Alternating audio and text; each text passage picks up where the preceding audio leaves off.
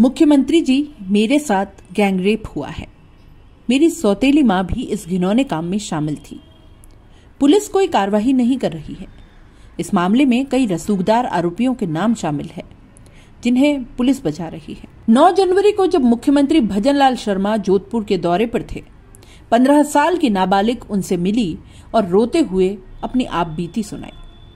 उसने बताया कि उसकी सौतेली मां ने कुछ लड़कों को बुलाकर उसके साथ गलत काम कराया। उसने बताया कि 8 आरोपियों ने उसके साथ गैंग रेप किया। 3 को पुलिस ने पकड़ा है, 5 अभी भी बाहर हैं। उस पर आरोपियों के नाम हटाने का दबाव बनाया जा रहा है और मारने की धमकी दी जा रही है। पीड़िता ने बताया कि 31 जुलाई 2023 को मैं अपने दोनों छोटे भाइयों के साथ सो रही थी। सौतेली मां दूसरे कमरे में थी। रात के 2 बजे मां ने मुझे उठाया और दूसरे कमरे में ले गई। वहां अनिल, महेश और राकेश नाम के 3 लड़के थे। मैंने मां से उनके बारे में पूछा तो उसने कहा कि शोर मत मचा, तेरे दोनों भाई जाग जाएंगे। इसके बाद 3 लड़कों ने मेरे साथ दुष्कर्म किया। मैंने चिल्लाने की कोशिश की, लेकिन मां ने मेरा मुंह दबा दिया। मैं रोती रही। मां को बोला मुझे दर्द हो रहा है, लेकिन मां ने एक नहीं सुनी। इस दौरान एक लड़के ने मेरा फोटो और वीडियो भी बनाया। मां बोली कि किसी से कुछ कहना मत, वरना ये लड़के तेरे फोटो वीडियो फेसबुक इंस्टाग्राम पर डाल देंगे। पिता को बात पता चली तो या तो वो मर जाएंगे, नहीं तो तुझे मार देंगे, और नहीं तो ये लड़के, तेरे दोनों भाई, तेरे पिता और तुझे भी मार देंगे। मां की धमकियों से मैं डर गई। किसी को कुछ नहीं बताया। दर्द के मारे 2 दिन तक बिस्तर से नहीं उठ पाई। 1 सप्ताह बाद एक रात फिर सौतेली मां कमरे में आई। उन्हें देखते ही मैं डर गई। लगा आज फिर कुछ होने वाला है। मां ने दूसरे कमरे में चलने को कहा। मैंने इनकार कर दिया। इस पर उन्होंने धमकी दी कि वो मेरे पिता को सब कुछ बता देगी और डरा कर दूसरे कमरे में ले गई। वहां अनिल के साथ 3 और लड़के श्यामलाल, महेंद्र और सुनील थे। उन चारों ने मेरे साथ फिर दुष्कर्म किया। मैंने मां से कहा मेरा पेट दर्द कर रहा है, तो बोली तेरे लिए गोली घर पर ही मंगवा दूंगी, और मंगवा भी दी। अगले महीने जब पीरियड्स नहीं आए तब फिर कहा, तब भी मां ने गोली मंगवा कर दे दी। 1 महीने बाद अनिल कुछ लड़कों के साथ मेरी स्कूल आया और अपने साथ चलने के लिए कहा। मैंने इनकार किया तो धमकाने लगा।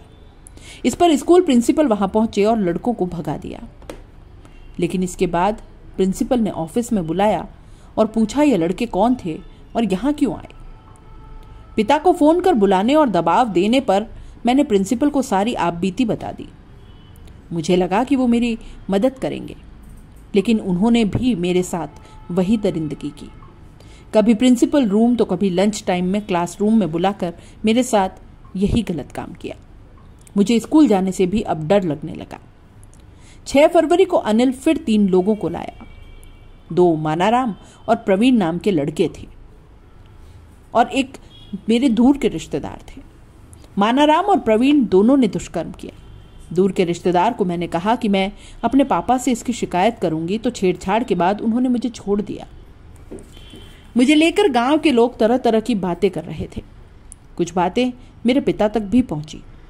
वो घर आकर मां से पूछताछ कर रहे थे। ऐसे में डर और शर्म के कारण मैं पानी के टांके में कूद गई। दोस्तों, पीड़िता के पिता ने बताया कि 3 अगस्त को बेटी ने पानी के टांके में कूदकर खुदकुशी की कोशिश की। इस पर मैं दौड़कर टांके के पास गया और उसे निकाला। बाहर निकालकर मैंने उससे ऐसा करने की वजह पूछी। शुरुआत में शर्म और घबराहट के कारण वो कुछ नहीं बोली। बाद में उसे तसल्ली देकर विश्वास में लिया तो उसने पूरी घटना मुझे बता दी। मेरे पैरों तले जमीन खिसक गई, दिल बैठ गया। सोचा था सौतेली मां परवरिश करेगी, लेकिन उसने तो बच्ची की जिंदगी तबाह कर दी। 7 साल पहले पहली पत्नी की मौत के बाद दूसरी शादी की थी। वो भी बच्चों को ताने देती थी। उससे तलाक लेकर 7 माह पहले ही तीसरी शादी की। पीड़िता हमेशा हर समय घर में रहती है। अब पढ़ाई छोड़ दी। उसका दर्द है कि उसने अपनी सौतेली मां सहित सभी आरोपियों के खिलाफ बयान दिए। पुलिस ने 3 आरोपियों अनिल, श्यामलाल और राकेश को गिरफ्तार किया है। उसकी सौतेली मां, महेंद्र, सुनील, मानाराम के खिलाफ कोई कार्रवाई नहीं की गई। जिन आरोपियों को नहीं पकड़ा, उनके घर वाले धमकी देते हैं, नाम वापस हटाने का दबाव बनाते हैं।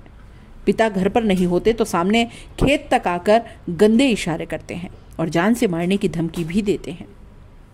इस पूरे मामले में रेंज आईजी विकास कुमार ने कहा कि इस मामले में 3 आरोपी को गिरफ्तार कर लिया गया है।